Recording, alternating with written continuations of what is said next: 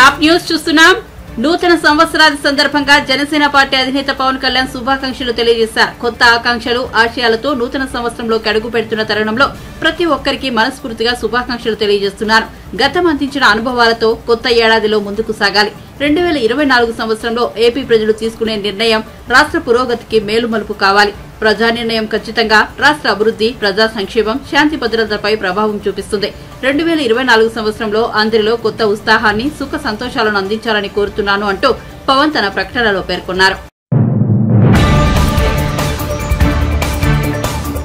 నూతన సంవత్సరం రాబోతున్న వేళ ఏపీ సీఎం జగన్ ప్రజలకు శుభాకాంక్షలు తెలిపారు. కొత్త సంవత్సరం 2024లోకి అడుగు పెడుతున్నాం. రాష్ట్ర ప్రజలందరికీ, ప్రపంచవ్యాప్తంగా ఉన్న తెలుగు ప్రజలందరికీ నూతన సంవత్సర శుభాకాంక్షలు. 2024లో ప్రతి ఇంట అభివృద్ధి, ఆనందం వెల్లివిరియాలి.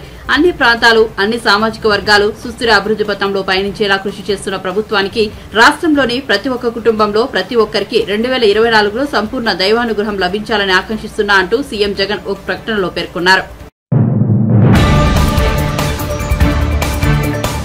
తెలుగుదేశం పార్టీ అధినేత నారా చంద్రబాబు నాయుడు ప్రజలకు నూతన సంవత్సర శుభాకాంక్షలు తెలియజేశారు. కొత్త ఆశలతో, కొత్త సంకల్పంతో, కొత్త విశ్వాసంతో కొత్త సంవత్సరానికి స్వాగతం పలుకుదామని చంద్రబాబు పిలుపునిచ్చారు. నూతన సంవత్సరంలో హింసకు, అవినీతికి, అశాంతికి, అక్రమాలకు తావులేని రాష్ట్రం కావాలి అంటూ ఆకాంక్షిస్తున్నట్టు ఒక ప్రకటనలో తెలిపారు. శతాధిక తప్పిదాల శిశుపాలుడిని 2024లో ఓటు అనే సుదర్శన చక్రం ప్రయోగించి సాగనంపుదామని పిలుపునిచ్చారు. టాలీవుడ్ దర్శకేంద్రుడు కె రాఘవేంద్రరావు తెలంగాణ సీఎం రేవంత్ రెడ్డిని కలిశారు. హైదరాబాద్ లో ముఖ్యమంత్రి రేవంత్ రెడ్డి నివాసానికి వెళ్లిన రాఘవేంద్రరావు మర్యాదపూర్వకంగా భేటీ అయ్యారు. రేవంత్ రెడ్డికి పుష్పగుచ్చం అందించి శాలువా కప్పి సన్మానించారు. ఈ సందర్భంగా ఇరువురు మధ్య సినీ రంగానికి చెందిన పలు అంశాలపై చర్చ జరిగినట్టు తెలుస్తోంది. దీనికి సంబంధించిన ఫోటో, వీడియోను తెలంగాణ కాంగ్రెస్ పార్టీ సోషల్ మీడియాలో పంచుకుంది. సీఎం రేవంత్ రెడ్డిని ఇటీవల మెగాస్టార్ చిరంజీవి, నందమూరి బాలకృష్ణ, నాగార్జున అమల దంపతులు కూడా కలిసిన సంగతి తెలిసిందే. ప్రపంచ దేశాలు ఒక్కొక్కటిగా నూతన సంవత్సరాదిని ఆహ్వానిస్తున్నాయి. 2024లో అడుగుపెట్టే క్షణాలను అత్యంత వేడుకగా జరుపుకుంటున్నాయి. ఆస్ట్రేలియా నగరం సిడ్నీలోనూ న్యూ ఇయర్ సెలబ్రేషన్స్ కళ్లు చెదిరేలా నిర్వహించారు. ఇక్కడి ప్రఖ్యాత సిడ్నీ హార్బర్, ఒపెరా హౌస్ వద్ద చేపట్టిన బాణసంచా, లైటింగ్ విన్యాసాలు అదరహో అనిపించాయి. ప్రజలు పెద్ద ఎత్తున సిడ్నీ హార్బర్ వద్దకు విచ్చేసి సంబరాల్లో పాల్గొన్నారు. ప్రతి ఏడాది న్యూ ఇయర్ వేడుకల సందర్భంగా సిడ్నీ నగరం సోషల్ మీడియా ట్రెండింగ్ లో ఎందుకు టాప్ లో ఉంటుందో నేటి వేడుకలను చూస్తే అర్థమవుతుంది.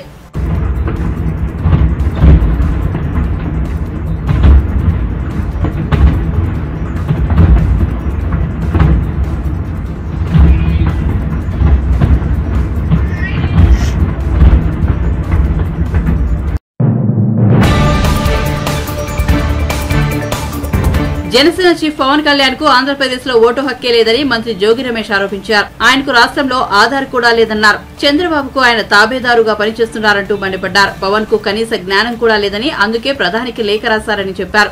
ఈ మేరకు మంత్రి జోగి రమేష్ ఆదివారం తాడేపల్లిలోని వైసీపీ ప్రధాన కార్యాలయంలో మీడియాతో మాట్లాడారు. ఏపీలో జరిగిన అభివృద్ధి దేశంలో మరే రాష్ట్రంలో జరగలేదని మంత్రి జోగి రమేష్ చెప్పారు. రాష్ట్ర వ్యాప్తంగా 30 లక్షల మందికి పైగా ఇళ్ల పట్టాలు ఇచ్చిన చంద్రబాబుకు పవన్ కళ్యాణ్ కు కనిపించలేదని ఎద్దేవా చేశారు.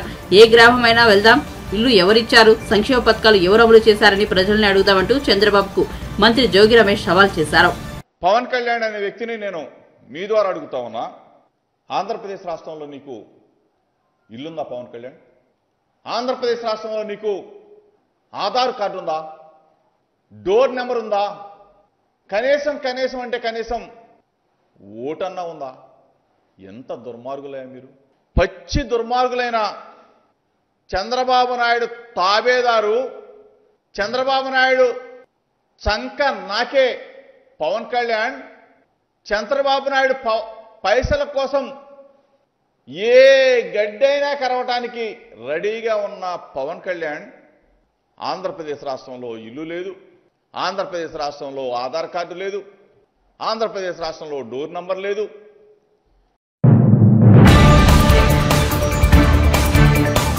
టీడీపీ పొలిట్ బ్యూరో సభ్యుడు బుద్ధా వెంకన్న సీఎం జగన్ పై విమర్శలు చేశారు. 2023 జగన్ విధ్వంస నామ సంవత్సరంగా మిగిలిపోయిందని వ్యాఖ్యానించారు. 2024లో రాక్షస పాలన అంతరిస్తుందని, ప్రజలు సుఖ సంతోషాలతో జీవిస్తారని పేర్కొన్నారు. చంద్రబాబు అరెస్టుతోనే జగన్ పతనం ప్రారంభమైందని అంటున్నారని, వాస్తవానికి జగన్ పతనం ఎప్పుడో ప్రారంభమైందని, చంద్రబాబు అరెస్టుతో జగన్ పతనం పూర్తయిందని బుద్ధా వెంకన్న వివరించారు. చంద్రబాబు ముఖ్యమంత్రిగా ప్రమాణ స్వీకారం చేయడమే ఇక మిగిలిందని అన్నారు. రాష్ట్రంలో టీడీపీ జనసేన ప్రభుత్వం ఏర్పాటు కావడం ఖాయమని స్పష్టం చేశారు. కొత్త ఒకటి చేయాలి, కొత్త మెరుగులు రావాలి, కొత్త రంగులు వేయాలంటే చంద్రబాబు నాయుడు గారి నాయకత్వం అవసరమని ప్రజలకు తేలిపోయింది. కాబట్టికే 2023 సంవత్సరం అనేది, అందులో సెప్టెంబర్ 9 అనేది ప్రతి ఒక్కరికి కూడా జ్ఞాపకం ఉండే రోజు.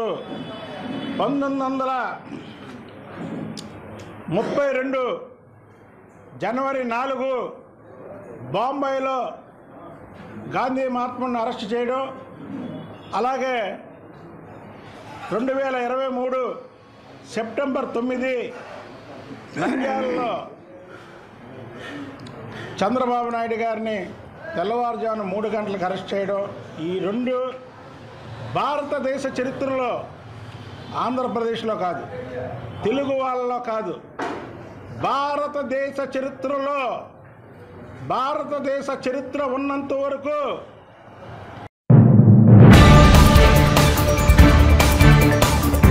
రాష్ట్రంలో తాము ఎన్నో అభివృద్ధి పనులు చేపట్టినా ఓడిపోయామన్న భావన బీఆర్ఎస్ నేతల్లో కనిపిస్తోంది. బీఆర్ఎస్ వర్కింగ్ ప్రెసిడెంట్ కేటీఆర్ వ్యాఖ్యలే అందుకు నిదర్శనం. కేసీఆర్ తెలంగాణలో 32 ప్రభుత్వ వైద్య కళాశాలలు ఏర్పాటు చేయడానికి బదులు 32 యూట్యూబ్ ఛానళ్లు పెట్టుకుని ఉంటే బాగుండేదని ఓ నెటిజన్ ట్వీట్ చేశారు. దీనిపై కేటీఆర్ స్పందించారు. ఆ నెటిజన్ చేసిన సూచన ఉత్తమమైనదని, అతడి ఆలోచనతో తాను ఏకీభవిస్తున్నట్లు తెలిపారు. కనీసం కేసీఆర్ పై జరుగుతున్న తప్పుడు ప్రచారాన్ని ఎదుర్కొనేందుకు ఆ 32 యూట్యూబ్ ఛానళ్లు ఉపయోగపడేవని ఆ నెటిజన్ అభిప్రాయపడ్డాడని ఆలోచిస్తుంటే ఆ నెటిజన్ అభిప్రాయం సబబుగానే కనిపిస్తోందని కేటీఆర్ పేర్కొన్నారు. 32 యూట్యూబ్ ఛానల్స్ పెట్టుకుని ఉంటే దుష్ప్రచారాన్ని ఎదుర్కోవడం సులభమయ్యేదని అభిప్రాయపడ్డారు.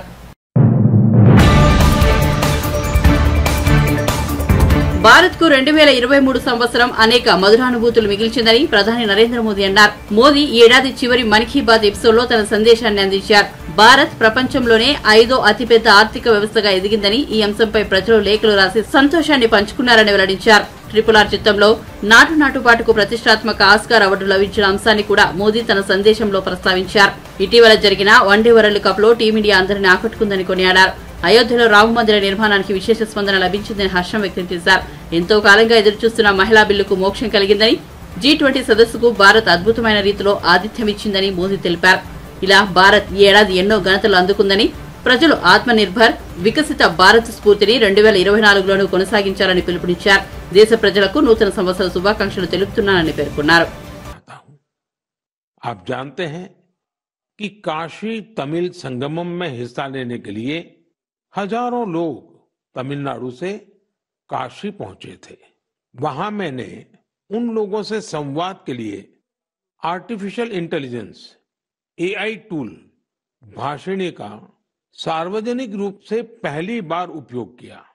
मैं मंच से हिंदी में संबोधन कर रहा था, लेकिन AI टूल भाषिणी की वजह से वहां मौजूद तमिलनाडु के लोगों को मेरा वही संबोधन उसी समय तमिल भाषा में सुनाई दे रहा था। काशी तमिल संगमम में आए लोग इस प्रयोग से बहुत उत्साहित दिखे। वो दिन दूर नहीं जब किसी एक भाषा में संबोधन हुआ करेगा और जनता रियल टाइम में उसी भाषण को अपनी भाषा में सुना करेगी। ऐसा ही फिल्मों के साथ भी होगा। जब जनता सिनेमा हॉल में AI की मदद से रियल टाइम ट्रांसलेशन सुना करेगी, आप अंदाजा लगा सकते हैं कि जब ये टेक्नोलॉजी हमारे स्कूलों, हमारे अस्पतालों, हमारी अदालतों में व्यापक रूप से इस्तेमाल होने लगेगी तो कितना बड़ा परिवर्तन आएगा। मैं आज की युवा पीढ़ी से आग्रह करूंगा कि रियल टाइम ट्रांसलेशन से जुड़े AI टूल्स को और एक्सप्लोर करें, उन्हें 100% फुल प्रूफ बनाएं। साथियों, बदलते हुए समय में हमें अपनी भाषाएं बचानी भी हैं और उनका संवर्धन भी करना है। अब मैं आपको झारखंड के एक आदिवासी गांव के बारे में बताना चाहता हूं। इस गांव ने अपने बच्चों को मातृभाषा में शिक्षा देने के लिए एक अनूठी पहल की है। मंगलो गांव में बच्चों को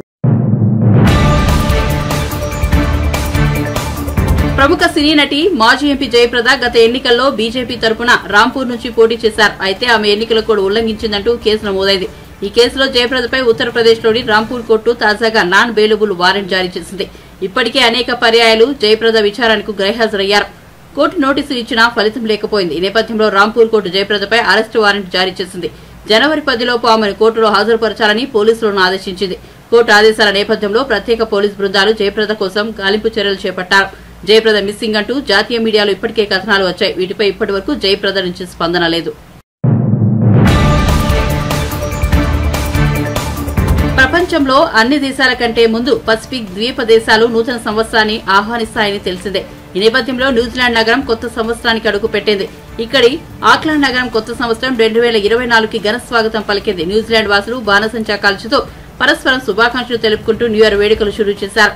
ఆక్లాండ్ లోని ప్రఖ్యాత స్కై టవర్ బాణసంచా వెలుగు జిలుగులతో కాంతులినిది కాగా, ప్రపంచంలో మొట్టమొదటి నూతన సంవత్సరానికి స్వాగతం పలికేదే కిరిబాటి, టోంగా, సమోవా దీవులు. ఇవి పసిఫిక్ మహాసముద్రంలో న్యూజిలాండ్ కు చేరువలో ఉంటాయి. ఆ తరువాత వరుసగా న్యూజిలాండ్, ఫిజీ, ఆస్ట్రేలియా, జపాన్, దక్షిణ కొరియా తదితర దేశాల్లో నూతన సంవత్సర గడియలు ప్రవేశిస్తాయి.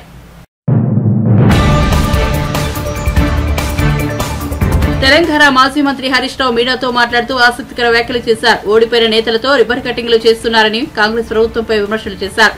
ప్రజాపాలన పేరుతో నియోజకవర్గాల్లో ప్రోటోకాల్ తప్పుతున్నారని వ్యాఖ్యానించారు. కొమరవెల్లి ఉత్సవాల సమీక్ష సందర్భంగా ఓడిపోయిన నేతను కలెక్టర్ పక్కన కూర్చోబెట్టడం ఏంటని హరీష్ రావు ప్రశ్నించారు.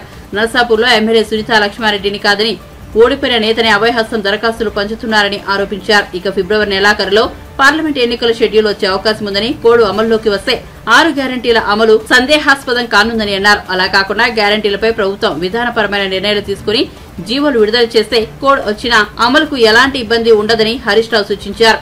6 గ్యారంటీలపై కాంగ్రెస్ సర్కార్ ఏం చేసినా ఫిబ్రవరి 20 లోపే చేయాల్సి ఉంటుందని స్పష్టం చేశారు.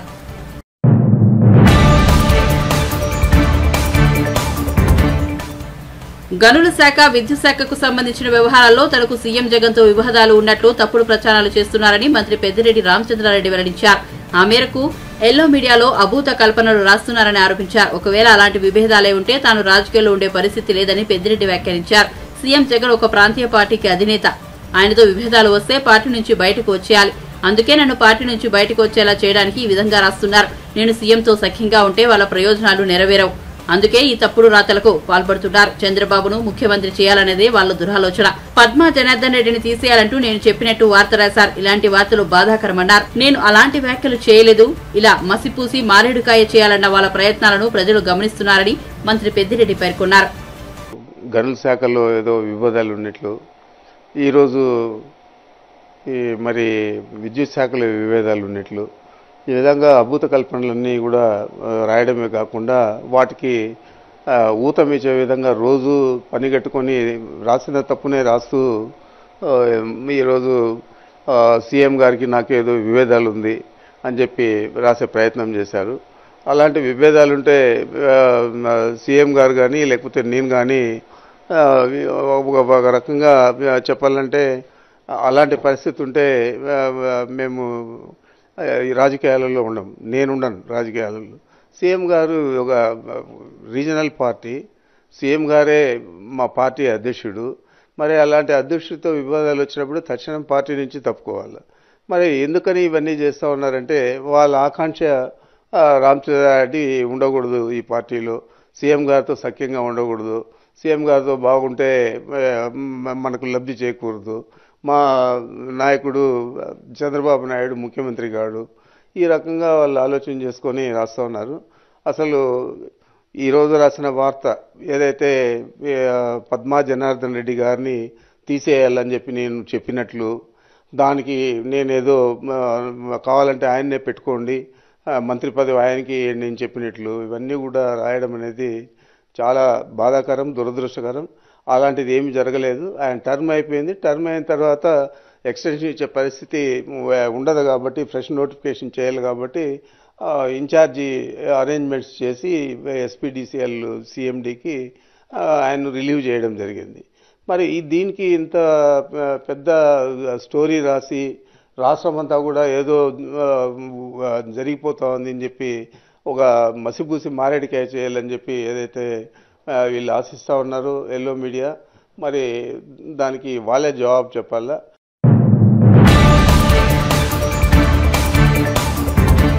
ఆంధ్రప్రదేశ్ పరిరక్షణ సమితి అధ్యక్షుడు దళిత నేత కొలికపూడి శ్రీనివాసరావును సిఐడి పేరుతో జగన్మోహన్ రెడ్డి వేధించడాన్ని తీవ్రంగా ఖండిస్తున్నామని టీడీపీ రాష్ట్ర అధ్యక్షుడు అచ్చెన్నాయుడు ఒక ప్రకటనలో పేర్కొన్నారు. ప్రజా సమస్యలపై స్పందిస్తున్న దళిత ఉద్యమ నేతపై వేధింపులకు పాల్పడడం జగన్మోహన్ రెడ్డి దమనకాండకు నిదర్శనమని విమర్శించారు. ప్రజల గొంతులను అణిచివేసే కుట్రలకు పాల్పడుతున్నారని అచ్చెన్నాయుడు మండిపడ్డారు.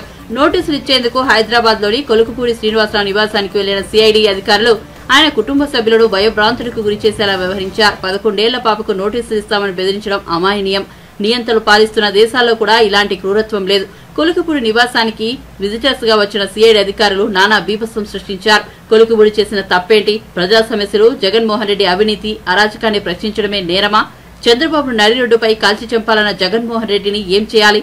ప్రశ్నించే వారిని చూసి జగన్మోహన్ రెడ్డి తట్టుకోలేకపోతున్నారు. మరో 100 రోజుల్లో జగన్మోహన్ రెడ్డిని ప్రజలు తరిమేయడం ఖాయమంటూ అచ్చెన్నాయుడు ధ్వజమెత్తారు.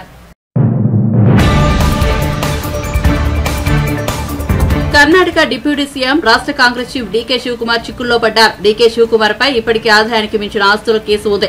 అందులో భాగంగా సిబిఐ జైహింద్ టీవీ ఛానల్ కు సిఆర్పీసీ 91 కింద నోటీసులు జారీ చేసింది. కేరళకు చెందిన జైహింద్ టీవీ ఛానల్లో డీకే శివకుమార్ ఆయన కుటుంబ సభ్యులు పెట్టుబడులు పెట్టినట్లు భావిస్తున్నారు.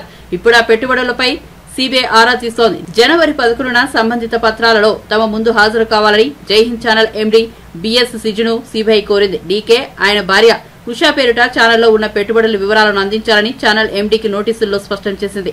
డీకే ఆయన కుటుంబ సభ్యుల పేరిట ఛానల్లో ఉన్న పెట్టుబడులపై డివెండర్లు, షేర్ల లావాదేవీలు, అకౌంట్ పుస్తకాలు, అగ్రిమెంట్ వివరాలు, బ్యాంక్ స్టేట్మెంట్లు, హోల్డింగ్స్ వివరాలన్నీ సమర్పించాలని సిబిఐ స్పష్టం చేసింది. కాగా జైహింద్ ఛానల్లో డీకే శివకుమార్ పేరిట కూడా పెట్టుబడులు ఉన్నట్లు సిబిఐకి సమాచారం అందినట్టు తెలుస్తోంది.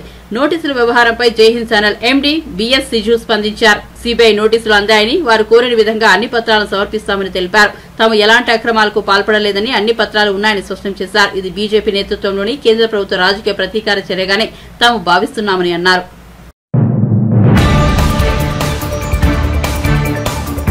జనసేనాని టాలీవుడ్ పవర్ స్టార్ పవన్ కళ్యాణ్ అర్ధాంగి అన్నాకొనిదల ఇటీవల క్రిస్మస్ సందర్భంగా హైదరాబాద్ లో ఓ శరణాలయాన్ని సందర్శించి అక్కడ చిన్నారులతో వేడుకలు జరుపుకున్న సంగతి తెలిసిందే. ఇప్పుడు నూతన సంవత్సరాది సందర్భంగా ఆమె తన మంచి మనసు చాటుకున్నారు. హైదరాబాద్ నారపల్లి ప్రాంతంలో ఫ్రెండ్స్ ఫౌండేషన్ స్వచ్ఛంద సంస్థకు చెందిన అనాథ శరణాలయాన్ని సందర్శించారు. తమకంటూ ఎవరూ లేని అనాథ బాలలతో ముచ్చటించి వారిలో ఆనందం నింపారు. వారి విద్యాభ్యాసం గురించి తెలుసుకున్నారు. కేక్ కట్ చేసి వారితో నూతన సంవత్సర వేడుకలు జరుపుకున్నారు. అంతేకాదు 5 బాలికలకు స్కూల్ ఫీజు చెల్లించాల్సి ఉందని తెలుసుకున్న అనాకుడిదల అందుకు అవసరమైన మొత్తాన్ని అక్కడికక్కడే అందించారు. అనాథ శరణాలయానికి అవసరమైన నిత్యావసరాలను పెద్ద మొత్తంలో సమకూర్చారు. అనాథ బాలలకు అవసరమైన వస్తువులను కూడా అందించారు.